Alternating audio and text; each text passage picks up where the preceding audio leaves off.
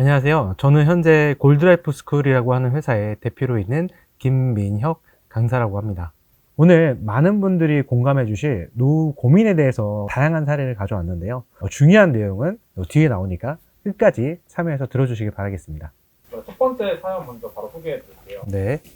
안녕하세요. 서울 송파에 30평형 아파트 한 채를 보유하고 이제 막 퇴직을 앞두고 있는 50대 직장인입니다. 현재 제가 거주 중인 아파트 시세가 25억 원을 호가하다 보니 주변 친구들은 저를 성공한 중산층이라 부르며 부러워하곤 합니다. 저 역시 직장에 다닐 때는 든든한 집 한 채가 버티고 있고 집값도 꾸준히 올라주니 내 노후는 문제가 없을 거라 안심하고 살았습니다. 하지만 당장 다음 달부터 월급이 뚝 끊긴다고 생각하면 지독한 두려움이 엄습해옵니다. 겉보기에는 남부러울 것 없는 화려한 인생 같지만 실상을 까보면 퇴직 후 매달 제 통장에 꽂힐 현금은 국민연금 120만 원이 전부이기 때문입니다. 평생 직장 생활하며 번 돈을 모조리 아파트 평수 넓히기와 주택 대출 갚기에만 쏟아부은 결과였습니다. 요즘은 노후 생각만 하면 숨이 턱턱 막힙니다. 당장 쓸 현금이 메말라버린 저는 앞으로 이 현금 흐름의 공백을 어떻게 메워야 할까요? 외곽으로 떠나는 것밖에는 정말 아무런 답이 없는 걸까요? 또 퇴직 후 갑자기 소득이 끊길 것을 우려하여 조기 수령도 검토하고 있습니다. 일단 이분 사연 주신 분의 지금 현재 자산 상황을 좀 보면요. 지금 실물 자산으로는 서울 송파에 지금 30평형 아파트가 한 25억 실거래가 기준으로 되어 있고요. 지금 금융자산은 한 비상자금 및 예적금으로 해서 한 2천만 원 정도 적어주셨고, 노후소득으로는 지금 국민연금이 한 120만 원, 그리고 퇴직연금이 33만 원. 그래서 월 소득은 한 153만 원으로 지금 되어 계세요.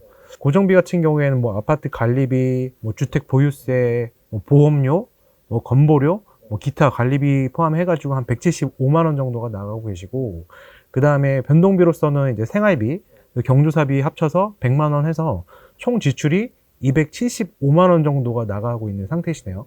지금 되게 심각한 마이너스 상태인데 이분의 지금 이런 상태 중에 가장 큰 문제는 어떤 거라고 보세요? 네, 한마디로 말씀드리자면 일단 자산은 되게 크신데 현금 흐름이 좀 없는 상태다라고 좀 말씀을 좀 드리고 싶고요.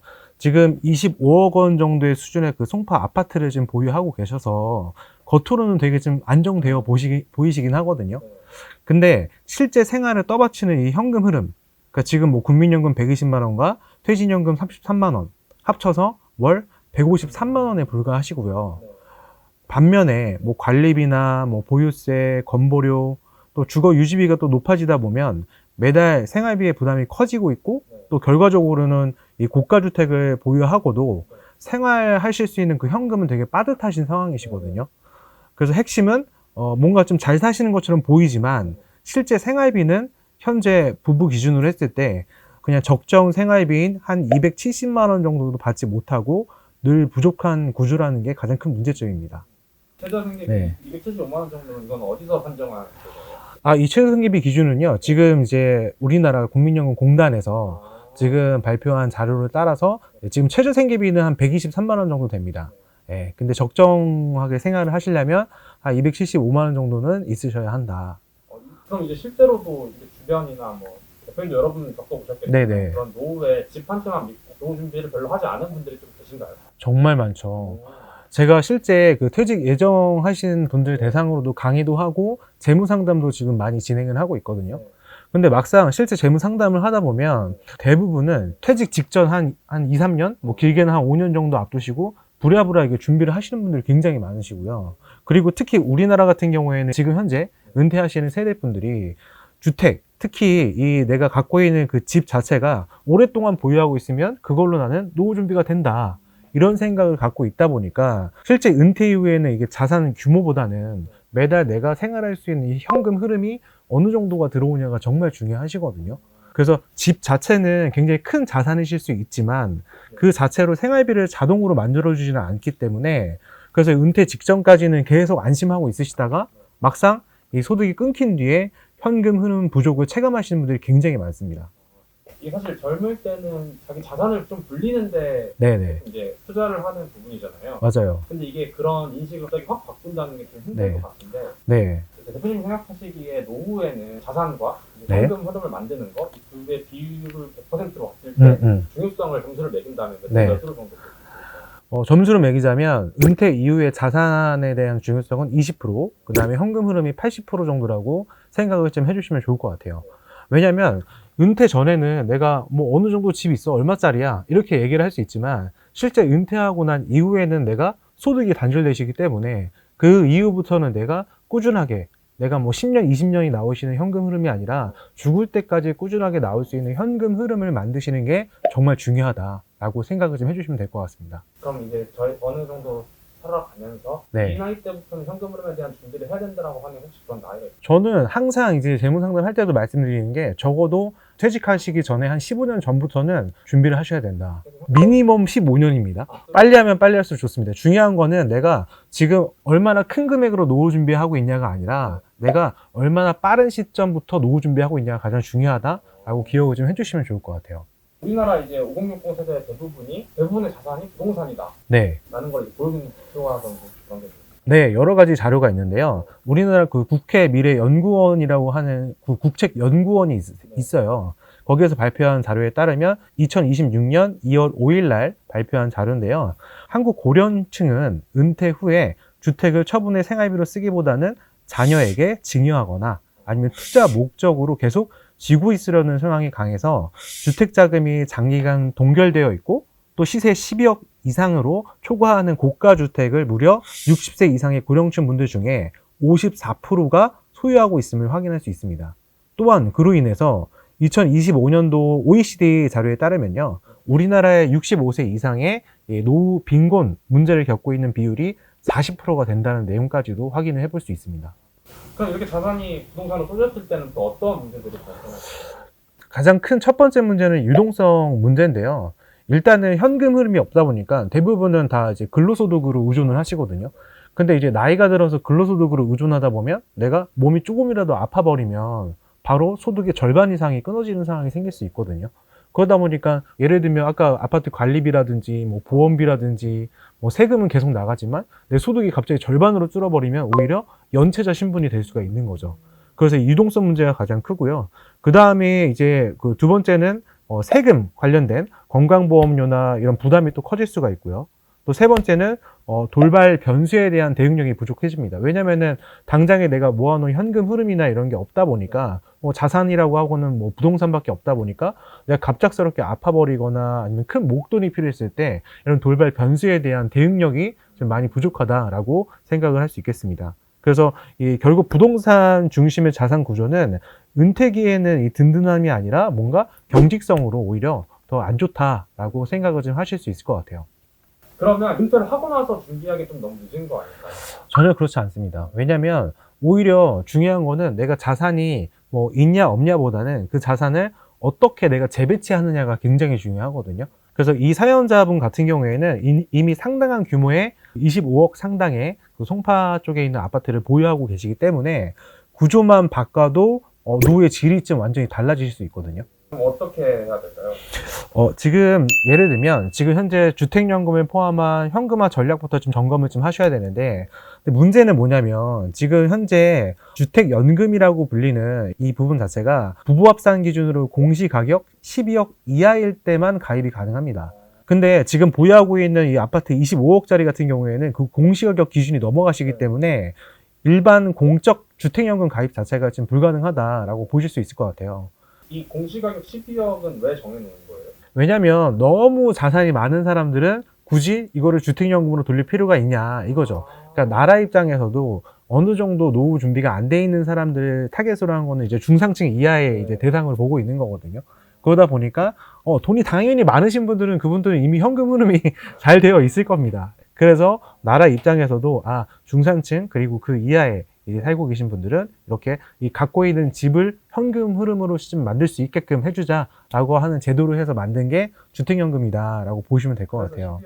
그래서 공시가격이라는 건요, 실거래가의 한 60% 정도 수준이라고 보시면 될 것 같은데요.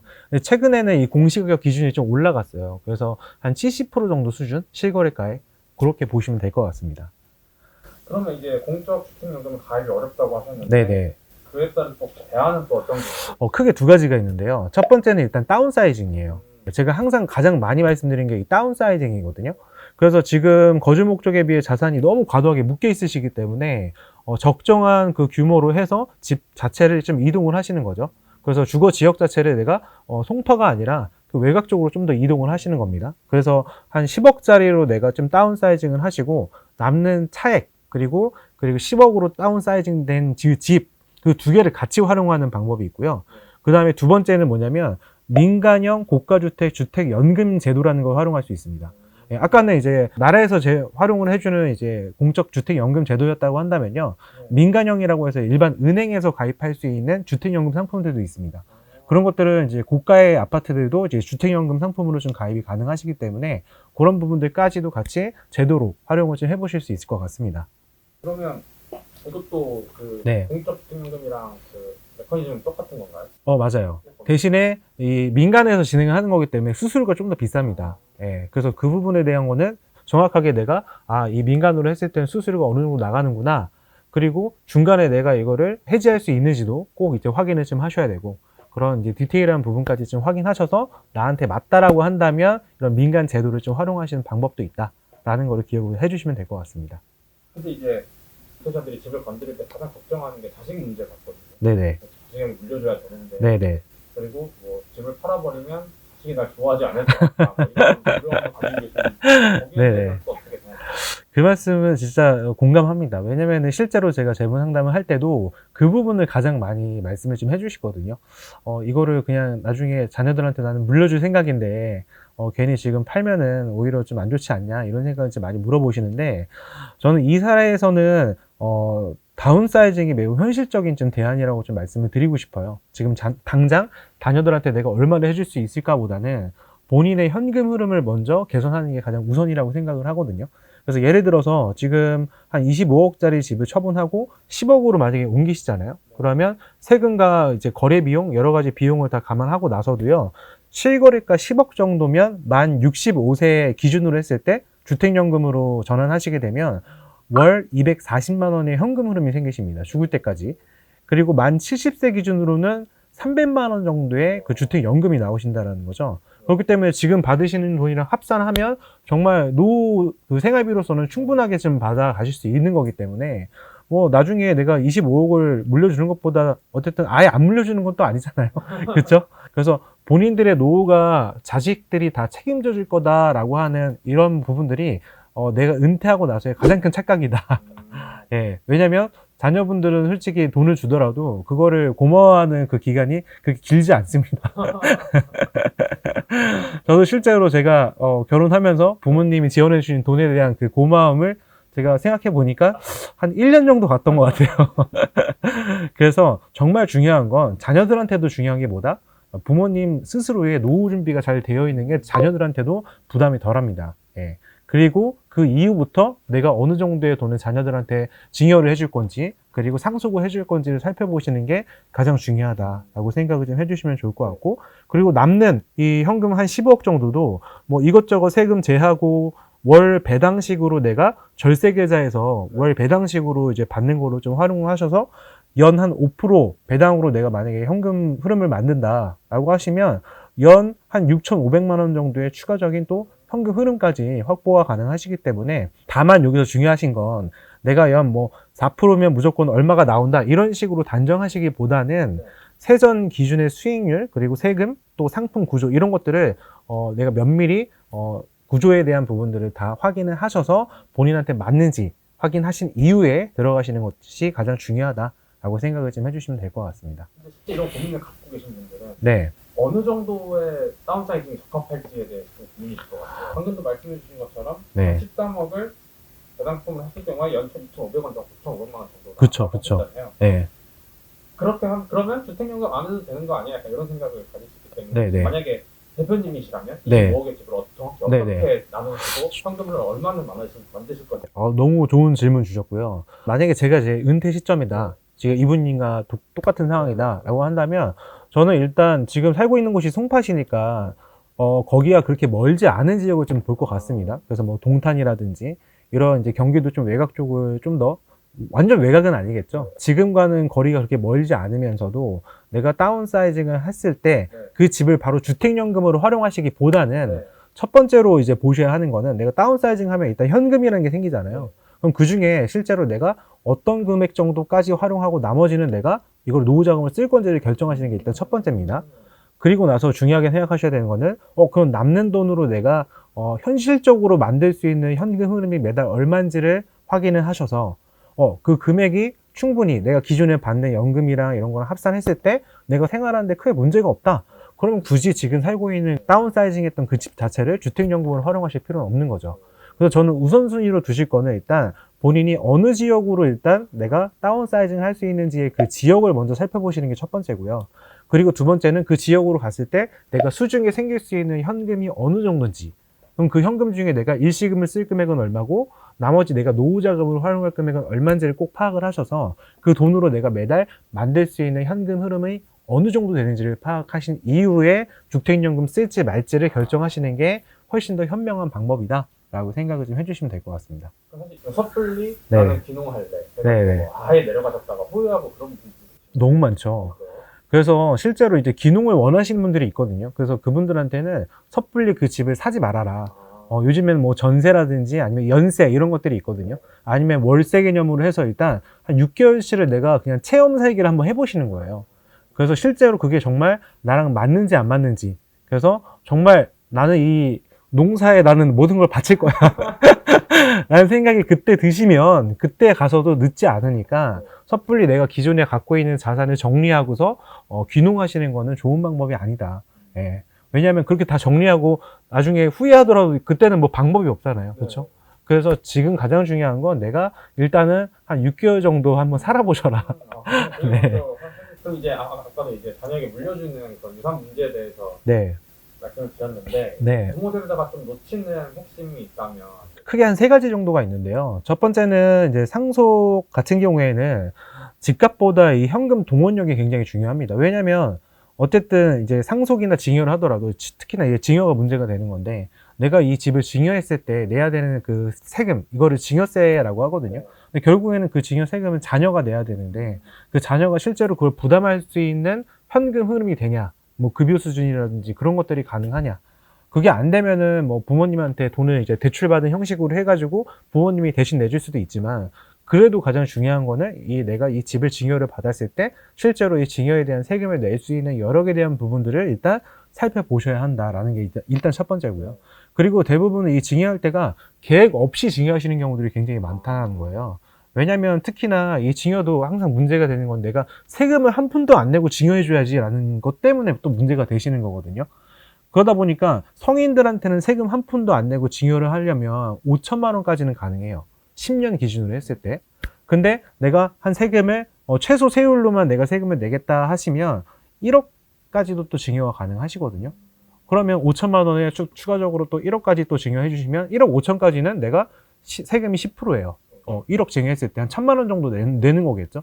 그 정도는 충분히 자녀분들이 내실 수 있기 때문에 내가 아예 한 푼도 증여세를 내지 않고 주겠다라고 생각하시지 말고 최소 세율로 내가 증여를 해주자라는 생각으로 하시면 좀 더 폭을 넓게 좀 고민을 하실 수 있으니까 그런 부분이 첫 번째로 좀 고민을 해보시면 좋을 것 같고, 두 번째는 부모의 이 노후 적자를 자녀가 메워주는 게 더 위험할 수도 있다는 거죠. 예. 그러니까 내가 지금 이 집을 아까 25억짜리 내가 집을 자녀한테 줬으면 당연히 거기에 해당하는 부모님에 대한 뭔가 이제 케어를 해줘야지 이런 게 당연히 따라 붙을 거 아니에요. 근데 또 자녀 사정상 또 애가 생기고 또 애가 크고 나면 오히려 돈 쓸 일이 더 많은데 그런 부분들을 자녀한테 계속 부탁하기가 부모님도 미안하고 자녀도 뭔가 껄끄럽고 하기 때문에 그런 부분이 두 번째 이제 가장 크게 놓치고 있는 핵심이라고 좀 보실 수 있을 것 같고요.